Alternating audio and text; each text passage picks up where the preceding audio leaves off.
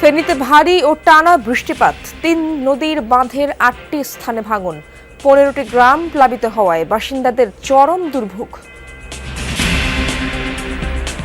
মার্কিন শুল্ক আরোপে তৈরি পোশাক খাতে দুশ্চিন্তা, সমঝোতা না হলে বিপর্যয়ের শঙ্কা। অভিযোগ, স্টেক হোল্ডারদের সাথে আলোচনা করেনি সরকার। ইউএস মার্কেট যদি সংকুচিত হয়ে যায় তাহলে হবে কি, এই ফ্যাক্টরিগুলো যাদের সক্ষমতা আছে ২-৩ মাস টিকে থাকার, তারা করবে যে অন্য মার্কেট যাবে, তখন হবে কি কম্পিটিশনটা হবে ফিয়ার্স। জুলাই গণ অভ্যুত্থানে দেশ জুড়ে প্রাণ দিয়েছে ছাত্রদলের ১৪৪ নেতাকর্মী। কর্মসূচিতে যোগ দিলেও কৌশলগত কারণে নেতৃত্বে আসেনি সংগঠন, দাবি নেতাদের। ভারপ্রাপ্ত চেয়ারম্যান মহোদয় বলেছেন এবং এখানে যারা নাহিদ আসিফ যারা রয়েছে তারাও বলেছে যে ছাত্রদলের ভাইটাল পোস্টধারী কাউকে যেন এখানে কিংবা সরাসরি ঢাকা বিষয়ে ছাত্রদলের যারা রয়েছে তাদেরকে যেন সমন্বয়ক হিসাবে যেন সামনে সারিতে রাখা যেন না হয়। বরিশাল সিটি কর্পোরেশনে অনিয়ম দুর্নীতির অনুসন্ধানে নেমেছে দুদক। ১৮ কর্মকর্তা কর্মচারীকে তলব, চাওয়া হয়েছে শেখ হাসিনার ৩ আত্মীয়ের সম্পদের হিসাব। শরীয়তপুরের মাঝিরঘাটে পদ্মার রুদ্র রূপে ভাঙছে সেতুর কনস্ট্রাকশন ইয়ার্ড, রক্ষাবাঁধ সহ নানা স্থাপনা। ঘরবাড়ি হারিয়ে খোলা আকাশের নিচে অনেকে।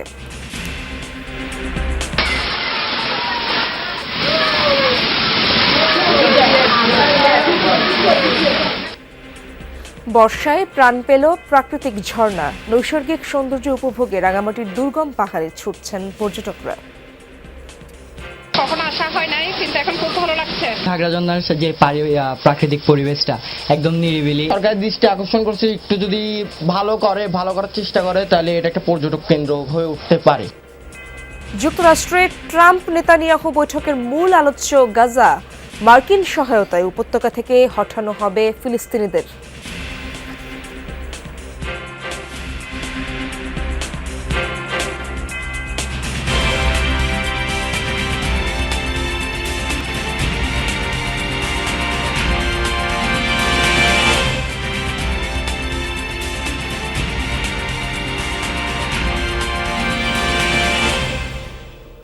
আমন্ত্রণ যমুনা নিউজে, আপনাদের সঙ্গে আছি আমি ইশরাত জাহান। এতক্ষণ শিরোনামগুলো দেখছিলেন। ফেনীর উত্তরাঞ্চলে মুহুরী, কহুয়া ও সেলোনিয়া নদীর ৮ স্থানে ভেঙেছে বাঁধ। গতকাল সন্ধ্যা থেকে ভাঙন শুরু হয়। পানি উন্নয়ন বোর্ডের কর্মকর্তারা জানান, কোথাও কোথাও নদীর পানি বেড়িবাঁধের উপর দিয়ে প্রবাহিত হচ্ছে। ফুলগাজী ও পরশুরাম উপজেলায় ১৫ গ্রাম প্লাবিত হয়েছে, তবে স্থানীয়দের দাবি আরও বেশ কিছু স্থানে বাঁধ ভেঙেছে। ২ উপজেলার বাসিন্দারা চরম অবর্ণনীয় দুর্ভোগের মধ্যে রাত কাটিয়েছেন। রাতেই আশ্রয় কেন্দ্রে উঠেছেন অনেকে। জেলা প্রশাসক জানান, এরই মধ্যে ১৩১টি আশ্রয় কেন্দ্র খোলা হয়েছে। এদিকে ফুলগাজীতে দেড়পাড়া, শ্রীপুর, মুন্সিরহাট, বড়ইয়া, নীলক্ষী সহ ১০টি গ্রাম নিম্নাঞ্চলে তলিয়েছে। দোকানপাট, ঘরবাড়ি পানিতে নিমজ্জিত রয়েছে। পরশুরাম উপজেলার উত্তর ধনিকুণ্ডা, মধ্যম ধনিকুণ্ডা, রামপুর, দুর্গাপুর, রতনপুর প্লাবিত হয়েছে। পরশুরামের বল্লামুখায় ভারত অংশে বাঁধ ভেঙে বাংলাদেশ অংশে পানি ঢুকছে।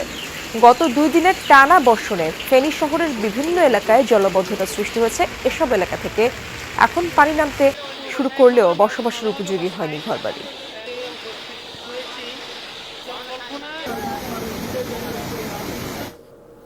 দর্শক, এ বিষয়ে আরো জানবো। ফেনী থেকে যুক্ত হচ্ছেন আমার সহকর্মী আরিফুর রহমান। আরিফ, সেখানকার অবস্থা জানাবেন। নতুন কোন স্থানে কি বাঁধ ভেঙেছে কিনা, বাসিন্দাদের রক্ষায় কি কি ব্যবস্থা নিয়েছে প্রশাসন? ইশরাত, আমি আছি এই মুহূর্তে ফেনী শহরের আতিকুল আলম সড়কে। গত ২ দিনের টানা যে বর্ষণ, সেই বর্ষণে ফেনী শহরের বিভিন্ন স্থানে জলাবদ্ধতা তৈরি হয়েছে। ফেনী শহরের ডাক্তারপাড়া, মাস্টারপাড়া, উকিলপাড়া, একাডেমি, আতিকুল আলম সড়ক সহ সব শহরে মূলত পানি উঠে যায়। পানি উঠে যাওয়ার পরে এখানকার যে সকল নিচু ঘরগুলো আছে, বাসিন্দারা আছে, তারা কিন্তু অবর্ণনীয় দুর্ভোগের মধ্যে পড়তে হয়েছে। গত রাতটি ছিল তাদের জন্য একটি দুর্ভোগের রাত।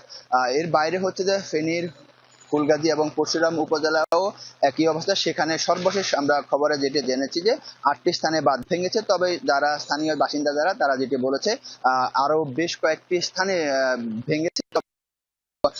এটি হচ্ছে যে পানি উন্নয়ন বোর্ডের নির্বাহী প্রকৌশলী সে তথ্য হয়তো দিতে পারেনি এবং এটি তারা বাসিন্দারা বলছে। তবে তাদের রাতটিও ছিল একটি দুর্ভোগের রাত, কারণ হচ্ছে যে এর আগে 2024 সালে যে ভয়াবহ যে বন্যা হয়েছে সে বন্যায় এখানকার মানুষের অনেক জীবন এবং হচ্ছে মানুষের ফসলের মানুষের সম্পদের ক্ষয়ক্ষতি হয়েছে। এবারও যেটি এখন শুরু হয়েছে, আমরা এখন পর্যন্ত খবর নিয়ে যেটি জেনেছি যে 15টি গ্রাম প্লাবিত হয়েছে, এখনো ক্ষিপ্র গতিতে পানি ঢুকছে। পানি উন্নয়ন বোর্ডের নির্বাহী প্রকৌশলী আক্তার হোসেন যেটি জানিয়েছে, এখনো মুহুরী নদী, কহুয়া, সিলোনিয়ায় 3টি নদীর পানি এখনো বিপদসীমার 100 সেন্টিমিটার উপর দিয়ে প্রবাহিত হচ্ছে, এখনো লোকালয়ে পানি ঢুকছে। এভাবে যদি ঢুকতে থাকে তাহলে হয়তো আরো নতুন নতুন কিন্তু গ্রাম প্লাবিত হবে। তবে ফেনী শহরের যে জলাবদ্ধতা, সেই জলাবদ্ধতার পিছনের যে কারণ, সেই কারণটি হচ্ছে যে এখানকার দমদমা, খাজা আহমদ লেক এবং হচ্ছে যে পাগলিছড়া যে খালটি রয়েছে, এই খালগুলো মূলত সংস্কার না করা এবং কি দখল হয়ে যাওয়ার কারণে মূলত হচ্ছে যে এখানকার দুর্ভোগ।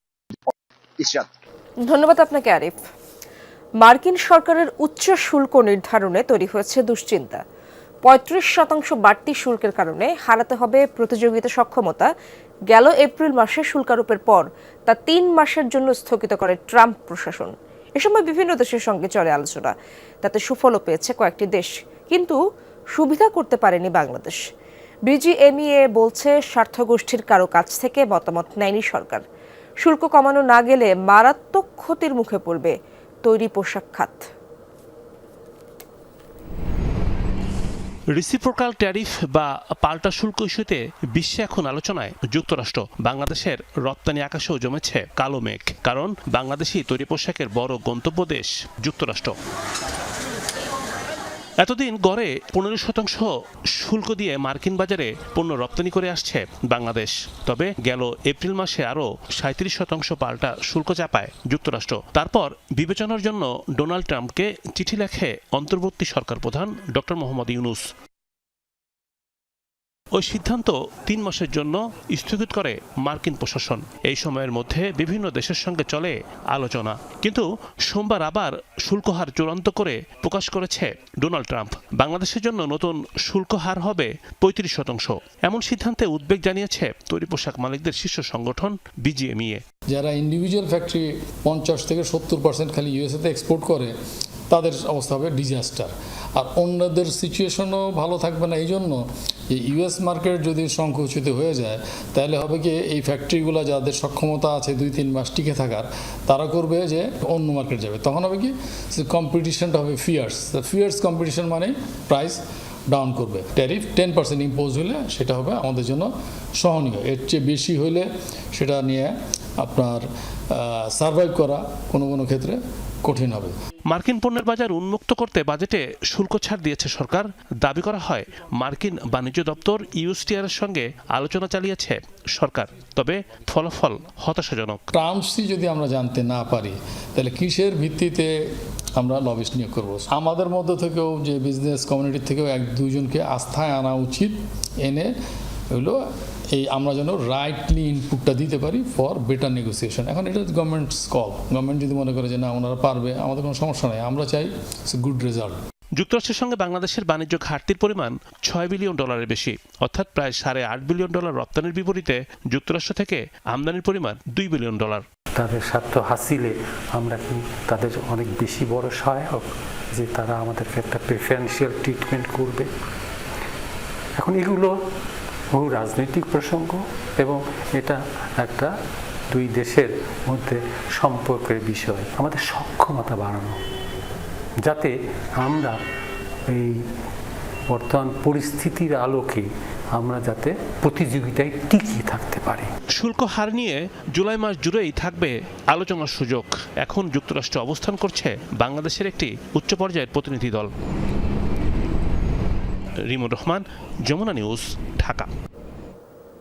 24-এর গণ অভ্যুত্থানে দেশ জুড়ে ছাত্রদলের 144 জন নেতাকর্মী নিহত হয়েছেন। দলের নেতারা বলছেন, আন্দোলনের শুরুতে নৈতিক সমর্থন থাকলেও 8 জুলাই থেকে সরাসরি কর্মসূচিতে যোগ দেন নেতাকর্মীরা। কৌশলগত কারণেই সামনের নেতৃত্বে আসেনি ছাত্রদল। সে সময়ের কর্মপন্থা নিয়ে সংগঠনের সভাপতি ও সাধারণ সম্পাদকের সঙ্গে কথা বলেছেন সহকর্মী সাইফুদ্দিন রবিন।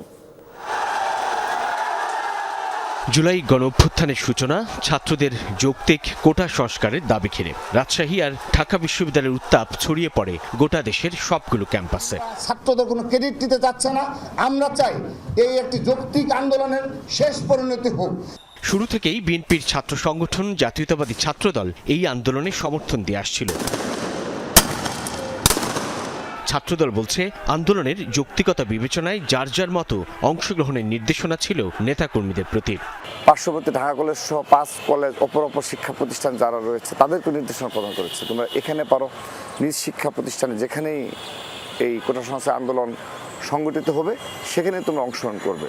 কোটা সংস্কার থেকে সরকার পতনের এক দফা আন্দোলনে জাতীয়তাবাদী ছাত্রদল হারায় তার 144 জন নেতাকর্মীকে। 16 জুলাই আন্দোলন চলাকালীন চট্টগ্রামের মুরাদপুরে ব্যাপুরা গুলিতে ওয়াসিম আকরাম নিহতের মধ্য দিয়ে যার সূচনা।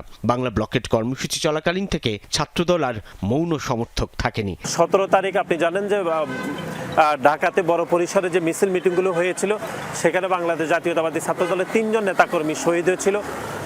18 তারিখ আপনি জানেন যে বাড্ডাতে এবং রামপুরাতে গুলিবিদ্ধ হয়েছে, সেখানেও ছাত্রদলের নেতাকর্মী শহীদ হয়েছে। এই সংখ্যাটা 144-এর মতো। 16 তারিখের পর থেকে আসলে আমাদের কোনো নেতাকর্মী ফ্রন্ট লাইন ব্যতীত আর কোথাও ছিল না, একদম পিছনের থেকে সামনে চলে আসছে ওয়াসিম শহীদ হওয়ার পর থেকে। ভারপ্রাপ্ত চেয়ারম্যান মহোদয় বলেছেন এবং এখানে যারা নাহিদ আসিফ যারা রয়েছে তারাও বলেছে যে ছাত্রদলের ভাইটাল পোস্টধারী কাউকে যেন এখানে কিংবা সরাসরি ঢাকা বিশ্ববিদ্যালয়ের ছাত্রদলের যারা রয়েছে তাদেরকে যেন সমন্বয়ক হিসাবে যেন সামনের সারিতে রাখা যেন না হয়, এটা আন্ডারস্ট্যান্ডিং এর মাধ্যমে।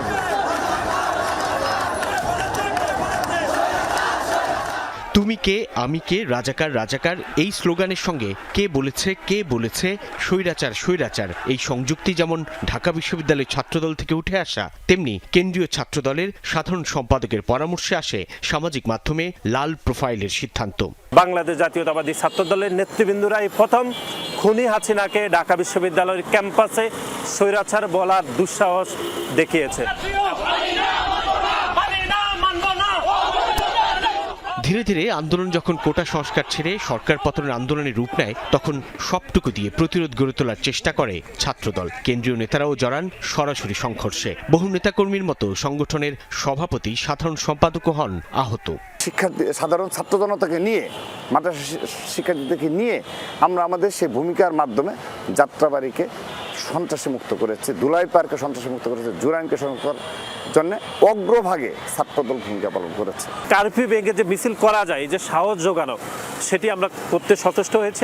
আমাদের দলের ভারপ্রাপ্ত চেয়ারম্যান জনাব তারেক রহমান আমাকে ব্যক্তিগতভাবে বলেছিলেন যে রাজনৈতিক কর্মী হিসাবে আমাদেরই প্রথম কারফিউ ভেঙে মিছিল করতে হবে, তাহলে মানুষ আসলে সাহস পাবে, নতুবা আসলে কারফিউ ভাঙা কঠিন হয়ে যাবে। ছাত্রদল বলছে জুলাই অভ্যুত্থানের পুরোটা সময় সংগঠনটির সঙ্গে নিয়মিত যোগাযোগ ছিল বৈষম্য বিরোধী ছাত্র আন্দোলনের সমন্বয়কদের সঙ্গে। আন্দোলনের যে কোনো সিদ্ধান্তই যৌথভাবে গৃহীত হতো বলে জানান তারা। আমরা এই আন্দোলনকে এক দফার আন্দোলনে নিয়ে যাওয়ার জন্য যারা এই আন্দোলনে স্টেক হোল্ডার ছিল তাদের সাথে আমরা নিবিড়ভাবে কাজ করেছি। দিনে আমরা মাঠে থাকতে হতো, এমন রাতের বেলা আমাদেরকে পলিসি মেকিংয়ে কাজ করতে হয়েছে। আমাদের ভারপ্রাপ্ত চেয়ারম্যান জনাব তারেক রহমানকে প্রতিদিনের আপডেট দিতে হয়েছে, ওনার নির্দেশনাগুলো আবার মাঠে বাস্তবায়ন করতে হয়েছে। যখন নাহিদ আসিফ ছিল তখনও আমার সাথে কথোপকথন হতো, আর যখন নাহিদ আসিফ ছিল না তখন পরের সমন্বয়ক যারা আমরা সবসময় তাদের সাথে সমন্বয় করেছি এবং তারা একটি কর্মসূচিও আমাদের কনসার্ন ব্যতীত গ্রহণ করেনি। আমি এটি আপনাকে স্পষ্টভাবে বলছি। অভ্যুত্থানের বছর পেরিয়ে ছাত্রদলের হতাহত নেতাকর্মীদের সঙ্গে বৈষম্যমূলক আচরণের অভিযোগ সংগঠনটির। তাদের নেতৃত্বে আমরা আন্দোলন সফল করেছি, কিন্তু তারপর থেকে তারা ভিন্ন রূপ ধারণ করেছে। সাইফুদ্দিন রবিন, যমুনা নিউজ, ঢাকা। 9 জুলাই কোটা আন্দোলনের আরও একটি নতুন কর্মসূচি ঘোষণা করে শিক্ষার্থীরা। এদিন বাংলা ব্লকেট কর্মসূচি সকাল থেকে সন্ধ্যা পর্যন্ত বর্ধিত করার ঘোষণা দেওয়া হয়। সরব হয় বুয়েট শিক্ষার্থীরা। পাল্টাপাল্টি কর্মসূচি চলে শাহবাগে। আন্দোলনের বাইরের 2 শিক্ষার্থীর উল্টো আপিল আবেদনে সরকারের সাধুবাদে ষড়যন্ত্রের গন্ধ পায় বৈষম্য বিরোধীরা। সেদিন কি ঘটেছিল জানাচ্ছেন সুমাইয়া ঐশী। 2024 সালের 9 জুলাই দিনটি ছিল মঙ্গলবার, কোটা সংস্কার আন্দোলনের 9ম দিন। এদিন ঢাকা বিশ্ববিদ্যালয়ের কেন্দ্রীয় লাইব্রেরির সামনে এক সংবাদ সম্মেলন করে বৈষম্য বিরোধী ছাত্র আন্দোলন। সেখান থেকে গুরুত্বপূর্ণ 2টি ঘোষণা আসে। আমরা প্রশ্ন তুলেছি মুক্তিযোদ্ধাদের নাতিপুতিদের যে কোটাটা দেওয়া হয়েছে সীমিত পর্যায়ে চলা বাংলা ব্লকেট কর্মসূচির সময় এদিন বাড়িয়ে সকাল সন্ধ্যা করে বৈষম্য বিরোধী ছাত্র আন্দোলন। সড়কের পাশাপাশি রেলপথের গুরুত্বপূর্ণ পয়েন্টগুলো অবরোধের ডাক আসে এদিন। সেই সাথে আদালত থেকে নয়, কমিশন গঠন করে নির্বাহী বিভাগ থেকেই কোটা সংস্কারের দাবি জানান আন্দোলনকারীরা। এবং এই ব্লকেটের মধ্যে সড়কপথ, রেলপথ আওতাভুক্ত থাকবে। কোটার যৌক্তিক সংস্কার করা হবে। এটা যদি নিশ্চিত করা হয় তাহলে অবশ্যই আমরা তৎক্ষণাৎ রাজপথ ছেড়ে আনন্দ মিছিল করতে করতে পড়ার টেবিলে ফিরে আসবো। একদিকে শিক্ষার্থীরা যখন আন্দোলনের পরিসর আরও বৃদ্ধির পরিকল্পনা করছে, তখন আমরা মুক্তিযোদ্ধা পরিবার এর ব্যানারে তাদের বিপক্ষে বিক্ষোভ শুরু হয়। কোটা আন্দোলন প্রত্যাহার না করলে কঠোর কর্মসূচি দেওয়ারও ঘোষণা দেয় তারা। কোটা আদালতে মামলা করা হয়েছে এবং মুক্তিযোদ্ধা সন্তানরাই মামলা করেছে। আমরা আইনের প্রতি শ্রদ্ধাশীল। প্রশ্ন যখন মেধার, তখন চুপ থাকেনি বাংলাদেশ প্রকৌশল বিশ্ববিদ্যালয় বুয়েটও। এতদিন আন্দোলনে সরাসরি অংশ না নিলেও ৯ জুলাই প্রথমবারের মতো সরব হয় বুয়েট শিক্ষার্থীরা। কোটা সংস্কার আন্দোলনের সাথে একাত্মতা জানিয়ে ক্যাম্পাসে ব্যানার, প্ল্যাকার্ড নিয়ে মানববন্ধন করেন তারা। এছাড়া এদিন বরিশাল, হবিগঞ্জ, রাজশাহী, চট্টগ্রাম সহ বিক্ষোভ এবং সড়ক অবরোধ কর্মসূচি চলে বিভিন্ন জেলায়। কারেন্ট স্টুডেন্ট অফ বুয়েট গ্রুপে যখন পোস্ট দেওয়া হয় এক ব্যাচের পক্ষ থেকে, তো তখন স্টুডেন্টরা ওইটাকেই সব ব্যাচের সিদ্ধান্ত হিসেবে মোটামুটি মেনে নেয়। তো ওই সিদ্ধান্তের প্রেক্ষিতে স্টুডেন্টরা আসে। এদিন ঢাকা বিশ্ববিদ্যালয়ের 2 শিক্ষার্থীকে দিয়ে প্রথম ও দ্বিতীয় শ্রেণীর সরকারি চাকরিতে মুক্তিযোদ্ধা কোটা বাতিলের সিদ্ধান্ত অবৈধ ঘোষণা করা হাইকোর্টের রায় স্থগিত চেয়ে আপিল বিভাগে আবেদন করানো হয়। এই খবরে বৈষম্য বিরোধী ছাত্র আন্দোলন জানায়, ওই 2 শিক্ষার্থী আন্দোলনের অংশই নয়। ওই আপিলের সিদ্ধান্তকে এই দিন সাধুবাদ জানান তখনকার আইনমন্ত্রী। ঘটনা ঘটছে আদালতে, যদি রাজপথে এখানে আন্দোলন করে বা চেঁচামেচি করে বা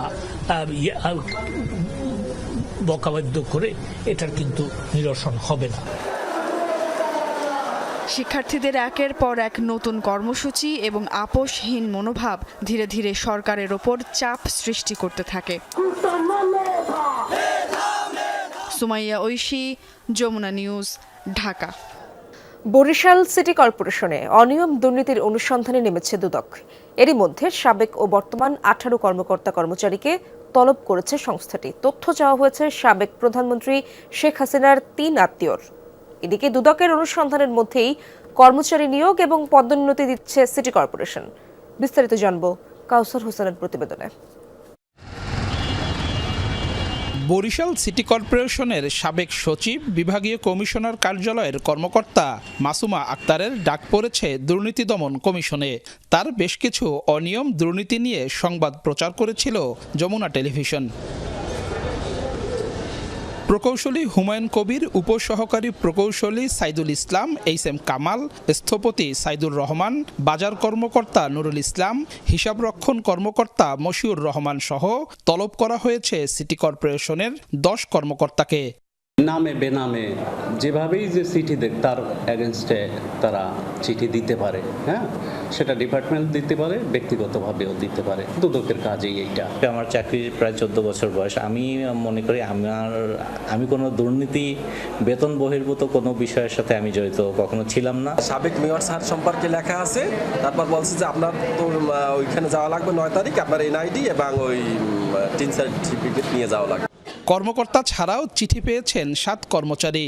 এদের কারো কারো কাছে চাওয়া হয়েছে স্থাবর অস্থাবর সম্পত্তির হিসাব। আমাদের স্থাবর সম্পত্তি কি কি আছে এগুলোর আর কি লিস্ট চাইছে তারা। ব্যাংক অ্যাকাউন্ট থাকলে কোনো দুর্নীতি এ সম্বন্ধে আমাদের কোনো সিটি কর্পোরেশন সার্ভের কোনো এটা সফটওয়্যার না, জানিও না। 10-12 হাজার টাকা বেতন পাই। এক্ষেত্রে কিন্তু আমরা বড় কিছু করার সম্ভব না, কোনো জমি বা এরকম কিছু করা সম্ভব না। শেখ হাসিনার আত্মীয় সাবেক সংসদ সদস্য আবুল হাসানাত আবদুল্লাহ, সাবেক মেয়র সাদিক আবদুল্লাহ ও খোকন শ্রেণিয়াবাদের অনিয়ম দুর্নীতি ও সম্পদের হিসাবও চেয়েছে দুদক। তাদের কোনো অবৈধ সম্পদ বা এখানে কোনো অনিয়ম হয়েছে কিনা, কোনো জায়গায় ব্যাপক দুর্নীতি করছে, এই ধরনের বিষয় যদি তথ্যগুলো থাকে সেই তথ্যগুলো আমাদের কাছে, এবং একই সাথে ওই সিটি কর্পোরেশনের ভিতরে তাদের কোনো সম্পত্তি আছে কিনা, স্থায়ী সম্পত্তি থাকতে পারে। তবে এ বিষয়ে এখনই কিছু বলতে চাচ্ছে না দুর্নীতি দমন কমিশন। দুদকের মামলায় বরিশাল সিটি কর্পোরেশনের জনপ্রতিনিধি কর্মকর্তাদের জেল খাটার ইতিহাস আছে। অনেকেই বলছেন দুদকের এই তালিকা থেকে বাদ পড়েছে দুর্নীতিগ্রস্ত একাধিক কর্মকর্তা কর্মচারী। যদিও দুদক জানিয়েছে এমন কর্মকর্তা কর্মচারীদের পর্যায়ক্রমে জিজ্ঞাসাবাদের আওতায় আনা হবে। এদিকে বর্তমান পরিস্থিতিতে তালিকায় থাকা হুমায়ুন কবিরকে তত্ত্বাবধায়ক প্রকৌশলী পদে স্থায়ীভাবে পদোন্নতির সিদ্ধান্ত নিয়েছে নগর কর্তৃপক্ষ। কেউ যদি যতক্ষণ পর্যন্ত দোষী সাব্যস্ত না হয় ততক্ষণ পর্যন্ত মানে তার বিরুদ্ধে মামলা থাকুক বা তদন্ত কোনো তাদের পদোন্নতিতে এরকম আইনগতভাবে কোনো সমস্যা নেই। 14টি পদে পদোন্নতির পাশাপাশি আরও 23টি শূন্য পদে নিয়োগ বিজ্ঞপ্তি দিয়েছে সিটি কর্পোরেশন। কাউসার হোসেন, যমুনা নিউজ, বরিশাল। শিশু ময়নার মৃত্যুতে শোকে স্তব্ধ ব্রাহ্মণবাড়িয়ার হাবলিপাড়া। নিখোঁজের একদিন পর পঞ্চম শ্রেণীর শিক্ষার্থীর মরদেহ মেলে মসজিদের ভেতর। পরিবারের পাশাপাশি স্থানীয়রা চাইছেন জড়িতদের দ্রুত শনাক্তের পাশাপাশি দৃষ্টান্তমূলক বিচারের। অবিলম্বে দোষীদের আইনের আওতায় আনার আশ্বাস পুলিশের।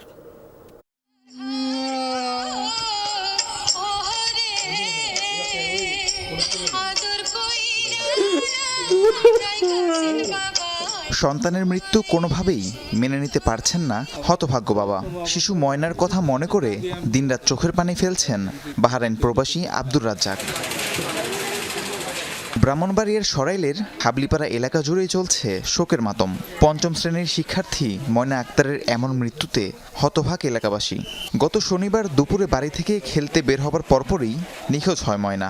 গোটা এলাকায় তল্লাশির পাশাপাশি মাইকিংও করা হয়, তবুও শিশুটির খোঁজ পাওয়া যায়নি। পরদিন সকালে বাড়ির পাশের হাবলিপাড়া জামে মসজিদে ময়নার বিবস্ত্র মরদেহ পাওয়া যায়। শরীর জুড়ে ছিল আঘাতের চিহ্ন।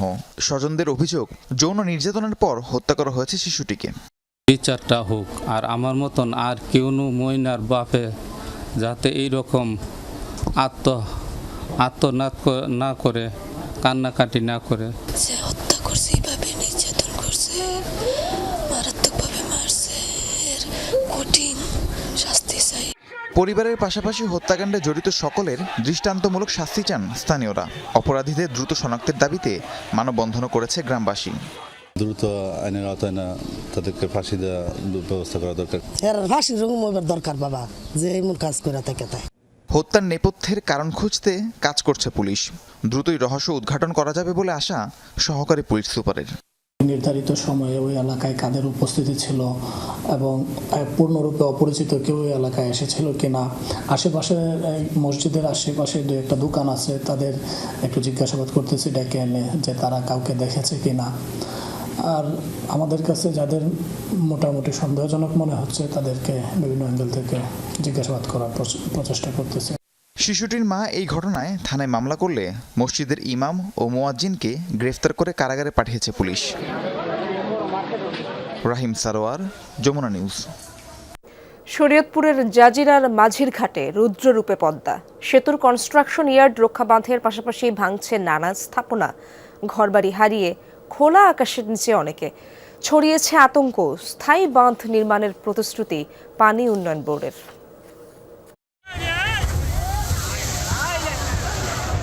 জাজিরার মাঝিরঘাট এলাকা। গেল সোমবার নদীতে বিলীন হয় পদ্মা সেতু কনস্ট্রাকশন ইয়ার্ড রক্ষাবাদের 170 মিটার অংশ। এখনও অব্যাহত পদ্মার ভাঙন। মাঝিরঘাট এলাকায় বিলীন হয়েছে অন্তত 10টি বসতবাড়ি ও 9টি ব্যবসা প্রতিষ্ঠান। ঘর হারানো মানুষের ঠাঁই হয়েছে খোলা আকাশের নিচে। হুমকিতে বাজার, শিক্ষা প্রতিষ্ঠান ও আশপাশের 3টি গ্রাম। বাড়ছে আতঙ্ক। বোনের বাড়ি ছিল, বোন হলো বাসায় কাজ করে, ঢাকায় কাজ করে।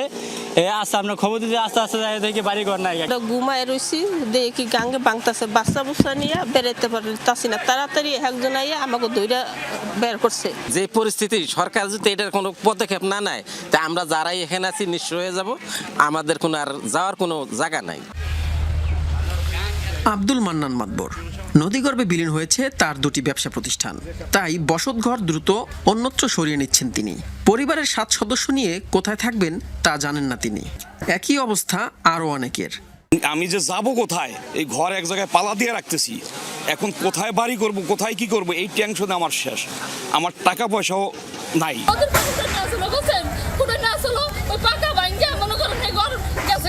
আয়সা দেখি যে আমার ঘরেই নেই, কিছুই নেই, সব গেছে নদীতে।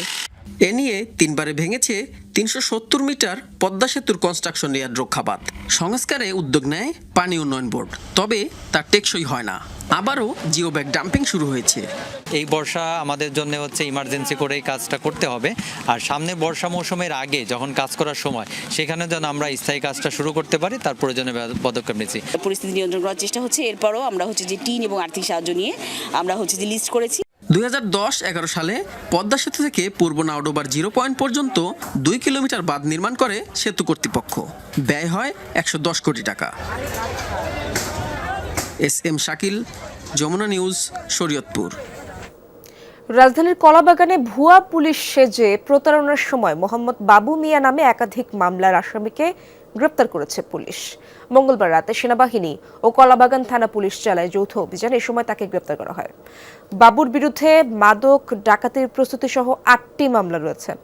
পরে তার বাসায় অভিযান চালিয়ে পুলিশের পোশাক ও খেলনা রিভলভার উদ্ধার করা হয়। পুলিশ জানায় বাবুর সহযোগী সিয়াম পালিয়ে গেছে। দীর্ঘদিন ভুয়া পুলিশ সেজে প্রতারণার বিষয়টি স্বীকার করেছে বাবু। এই ঘটনায় কলাবাগান থানায় মামলা হয়েছে। পলাতক সিয়ামের সন্ধানে চলছে পুলিশের অভিযান।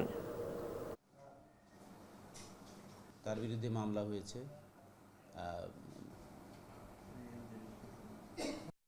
তার বাড়ি থেকে আমরা আরও অনেক পুলিশের পোশাক আমরা উদ্ধার করতে পেরেছি এবং খেলনা পিস্তলও আমরা পেয়েছি তার বাসা থেকে। যেহেতু তার বিরুদ্ধে একাধিক মামলা আছে, সেহেতু সে অনেক আগে থেকে এই কাজগুলোর সাথে জড়িত, অপরাধের সাথে। পাহাড়ে অপরূপ নৈসর্গিক সৌন্দর্যের অন্যতম আধার প্রাকৃতিক ঝর্ণা। বর্ষা মৌসুমে যেন আরও সজীব হয়ে ওঠে। বৃষ্টির ছোঁয়ায় জেগে উঠেছে নতুন রূপে। রাঙামাটির দুর্গম পাহাড়ে এসব ঝর্ণার অনন্য সৌন্দর্য উপভোগে প্রতিদিন ছুটছেন পর্যটকরা। দুর্ঘটনা এড়াতে সতর্ক থাকার পরামর্শ প্রশাসনের। পাহাড়, নদী আর হ্রদ ঘেরা রাঙ্গামাটির প্রাকৃতিক ঝর্ণাগুলো পর্যটকদের কাছে বড় এক আকর্ষণ। সুবলং ঝর্ণা তো আছেই সৌন্দর্যে, সেটিকেও ছাড়িয়ে গেছে বিলাইছড়ির ধূপপানি ও কাউখালীর কলাবাগান ঝর্ণা। রাঙ্গামাটি সদর, বরকল, জুরাছড়ি, বাগাইছড়ি ও বিলাইছড়িতে নতুন প্রাকৃতিক ঝর্ণারও দেখা মিলছে। ইঞ্জিন চালিত বোর্ডে চড়ে বা 2-3 কিলোমিটার হেঁটেও সেখানে যাচ্ছেন অ্যাডভেঞ্চার প্রিয় পর্যটকরা। রাঙ্গামাটি আছে অনেক বছর, কখনো আসা হয় নাই, কিন্তু এখন খুব ভালো লাগছে। এখানে অনেকই ভালো লাগতেছে। এখানে ঝর্ণায় ঘাগড়া ঝর্ণার যে প্রাকৃতিক পরিবেশটা একদম নিরিবিলি। সরকারের দৃষ্টি আকর্ষণ করছে, একটু যদি ভালো করার চেষ্টা করে তাহলে এটা একটা পর্যটক কেন্দ্র হয়ে উঠতে পারে। গ্রীষ্মকালে পানির অভাবে অনেকটা মৃত থাকে এসব ঝর্ণা, তবে জেগে উঠে বর্ষায়। এগুলো সংরক্ষণে পরিকল্পিত উদ্যোগ গ্রহণের তাগিদ স্থানীয় উন্নয়ন কর্মী ও পর্যটক উদ্যোক্তাদের। যারা আসলে প্রাকৃতিক সম্পদ ব্যবস্থাপনার সাথে জড়িত আছে তাদের কাছে একেবারে দেখভাল করা, তাকে যত্ন নেওয়ার দায়িত্বটা আমার মনে হয় ছেড়ে দিতে হবে, এবং যারা এই কাজটা করবে ওদের উপরে একটু বাড়তি দায়িত্ব দিতে হবে। অনেক ঝর্ণায় যাতায়াতে পথ দুর্গম ও অনুন্নত। দুর্ঘটনা এড়াতে সতর্ক থাকার পরামর্শ জেলা প্রশাসনের। যারা আসছেন তাদের প্রতি বিনীত অনুরোধ করবে তারা যাতে কোনো ধরনের ঝুঁকি নিয়ে ঝর্ণাগুলি উপরে ওঠার চেষ্টা না। আর ঝর্ণার নিচের অংশে চলাচলের জন্য আমরা কিছু ব্যবস্থা নেওয়া হয়েছে। পর্যাপ্ত সুবিধা নিশ্চিত করলে ঝর্ণা কেন্দ্রিক পর্যটন রাজস্ব আয়ের অন্যতম উৎস হতে পারে বলছেন সংশ্লিষ্টরা। শহীদুল সুমন, যমুনা নিউজ। এবার মার্কিন সহায়তা সংস্থার মাধ্যমে গাজাবাসীকে উৎখাতের পরিকল্পনা করছে তেল আবিব। ইসরায়েলি প্রধানমন্ত্রী যুক্তরাষ্ট্রের সফরে এই ইস্যুতে আলোচনা হয় মার্কিন প্রেসিডেন্ট ডোনাল্ড ট্রাম্পের সাথে। ওয়াশিংটনের সহায়তা নিয়ে ফিলিস্তিনিদের অন্য কোথাও স্থানান্তরিত করতে দেশ খুঁজছে ইসরায়েল। আপাতত গাজাবাসীকে রাখা হবে উপত্যকার সীমান্ত এলাকায়। ট্রাম্প নেতানিয়াহুর এই পরিকল্পনার প্রত্যাখ্যান করেছে গাজা উপত্যকার বাসিন্দারা। মার্কিন প্রেসিডেন্টের অতিথি ভবনে রাজকীয় আয়োজন। ডোনাল্ড ট্রাম্পের নৈশভোজের আমন্ত্রণে হাজির হন ইসরায়েলি প্রধানমন্ত্রী বেনিয়ামিন নেতানিয়াহু। ডিনার টেবিলেই দুই নেতার আলোচনায় উঠে আসে গাজা উপত্যকা থেকে ফিলিস্তিনিদের অন্যত্র সরিয়ে নেয়ার প্রসঙ্গ। ওয়াশিংটনের সহায়তায় গাজার বাসিন্দাদের অন্য কোনো দেশে পুনর্বাসন করার পরিকল্পনা করা হচ্ছে বলে জানান নেতানিয়াহু। দাবি করেন ফিলিস্তিনিদের সুন্দর ভবিষ্যতের জন্যই এই পরিকল্পনা। আমরা যুক্তরাষ্ট্রের সঙ্গে খুব ঘনিষ্ঠভাবে কাজ করছি। ফিলিস্তিনিদের একটি ভালো ভবিষ্যৎ দিতে পারবে এমন দেশগুলো খুঁজে বের করার চেষ্টা করছি। এ বিষয়ে ইতিবাচক সাড়াও পেয়েছি। তবে এটা কোনো কারাগার হবে না। প্রেসিডেন্ট ট্রাম্পের পরামর্শ অনুযায়ী এখানে গাজাবাসীর স্বাধীনভাবে সিদ্ধান্ত নেওয়ার অধিকার থাকবে। বিতর্কিত একটি মার্কিন ত্রাণ সংস্থার সহায়তায় এই পরিকল্পনা করা হচ্ছে বলে জানিয়েছে বার্তা সংস্থা রয়টার্স। গাজা সীমান্তকে কেন্দ্র করে ব্যাপক পরিসরে শরণার্থী শিবির তৈরি করার পরিকল্পনা করছে ত্রাণ সংস্থাটি। ইসরায়েল ও যুক্তরাষ্ট্রের এই পরিকল্পনায় ব্যাপক ক্ষোভ জানিয়েছেন গাজার বাসিন্দারা। নিজেদের মাতৃভূমি ছেড়ে অন্যত্র সরে যাওয়ার পরিকল্পনাকে প্রত্যাখ্যান করেছেন তারা। আমি গাজা ছেড়ে কোথাও যাব না। এখানে আমাদের শিশু আর শহীদদের কবর রয়েছে। ট্রাম্প কিংবা নেতানিয়াহুর হাজার চেষ্টার পরও আমরা এখানেই থাকব। এটা আমাদের মাতৃভূমি, আমরা কেন এখান থেকে চলে যাব? 20 মাস ধরে এই গণহত্যা ও দুর্ভিক্ষ দেখছি আমরা। জোরপূর্বক স্থান পরিবর্তনও বাধ্য করা হয়েছে বহুবার। আমরা ফিলিস্তিনিরা এই পরিকল্পনাকে প্রত্যাখ্যান করছি। 1948 সালে শত সহস্র ফিলিস্তিনিদের বাস্তুচ্যুত করে জন্ম হয় ইসরায়েলি রাষ্ট্রের। ইতিহাসের এই ঘটনা নাকবা নামে পরিচিত। এই ঘটনার পরে যে কোনো প্রকার স্থানান্তরণ পরিকল্পনাকে নেতিবাচক হিসেবে দেখে আসছে ফিলিস্তিনের বাসিন্দারা। প্রাণপ্রতিম কুণ্ডু, যমুনা নিউজ। লেবাননের ট্রিপোলিতে হামলা চালিয়েছে ইসরায়েল। মঙ্গলবার একটি গাড়ি লক্ষ্য করে এই হামলা চালায় আইডিএফ। তাদের দাবি, হামলার লক্ষ্য ছিল মেহরান মুস্তাফা নামের হামাসের এক শীর্ষ নেতা। অন্যান্য শহরে হামলা চালালেও গত কয়েক মাসের মধ্যেই এটি ট্রিপোলিতে ইসরায়েলের প্রথম হামলা। লেবাননের স্বাস্থ্য মন্ত্রণালয় জানিয়েছে, ইসরায়েলি এই আগ্রাসনে কমপক্ষে 3 জন নিহত হয়েছে, আহত হয়েছে আরও অন্তত 13 জন। লেবাননের বিভিন্ন শরণার্থী শিবিরে বসবাস করে বিপুল সংখ্যক ফিলিস্তিনি গত 1.5 বছর ধরে হিজবুল্লাহর পাশাপাশি হামাস নেতাদের লক্ষ্য করেও লেবাননে হামলা চালাচ্ছে ইসরায়েল। চীনের কাছ থেকে অত্যাধুনিক এয়ার ডিফেন্স সিস্টেম পেয়েছে ইরান। মধ্যপ্রাচ্য ভিত্তিক বিভিন্ন গণমাধ্যম বলছে, ইসরায়েলের সাথে যুদ্ধবিরতির সুযোগে নিজেদের আকাশ প্রতিরক্ষা ব্যবস্থা ঢেলে সাজাচ্ছে তেহরান। তারই অংশ হিসেবে ভূমি থেকে আকাশে উৎক্ষেপণযোগ্য ক্ষেপণাস্ত্র ব্যবস্থা হাতে পেয়েছে ইরান। এর বিনিময়ে বেইজিংকে বিপুল পরিমাণ তেল সরবরাহ করেছে তেহরান। HQ-9 চীনের সমর ভাণ্ডারের অন্যতম কার্যকর সমরাস্ত্র। সম্প্রতি এই আকাশ প্রতিরক্ষা ব্যবস্থা হাতে পেয়েছে ইরান। 2001 সাল থেকে ব্যবহৃত হচ্ছে এই এয়ার ডিফেন্স সিস্টেম। মূলত রুশ S-300 আদলে তৈরি করা হয়েছে HQ-9। এর পাল্লা প্রায় 300 কিলোমিটার, 180 কেজি পর্যন্ত বিস্ফোরক বহনে সক্ষম এক একটি মিসাইল। মিডল ইস্ট আই সহ মধ্যপ্রাচ্যের বিভিন্ন গণমাধ্যম বলছে, ইসরায়েলের সাথে 12 দিনের সংঘাতের পর যুদ্ধবিরতি চলছে ইরানের। এই সুযোগে নিজেদের আকাশ প্রতিরক্ষা ব্যবস্থা শক্তিশালী করতে জোর দিয়েছে তেহরান। তারই অংশ হিসাবে চীনের তৈরি ক্ষেপণাস্ত্র ব্যবস্থা তেহরানে পাঠানো হয়েছে। হোয়াইট হাউসও এই ইস্যুতে অবগত রয়েছে বলেও জানানো হয় প্রতিবেদনে। ইসরায়েলের সাথে যুদ্ধে স্পষ্ট হয়ে ওঠে ইরানের আকাশ প্রতিরক্ষা ব্যবস্থার ব্যর্থতা। দেশটির বিভিন্ন গুরুত্বপূর্ণ স্থানে সফল হামলা চালায় ইসরায়েল। এরপরই তেহরান গুরুত্ব দেয় নিজেদের আকাশ প্রতিরক্ষা ব্যবস্থা জোরদারে। এই এয়ার ডিফেন্স সিস্টেমের বিনিময়ে চীনকে বিপুল পরিমাণ জ্বালানি সরবরাহ করছে ইরান, এমনটি দাবি গণমাধ্যমের। এর আগে তেহরানকে অত্যাধুনিক ফাইটার জেট সরবরাহ করছে বেইজিং, এমন দাবি ওঠে। মীর মুশফিকা হাসান, যমুনা নিউজ। আফগানিস্তানের ক্ষমতাসীন তালেবানের 2 শীর্ষ নেতার বিরুদ্ধে গ্রেফতারি পরোয়ানা জারি করেছে আন্তর্জাতিক অপরাধ আদালত ICC।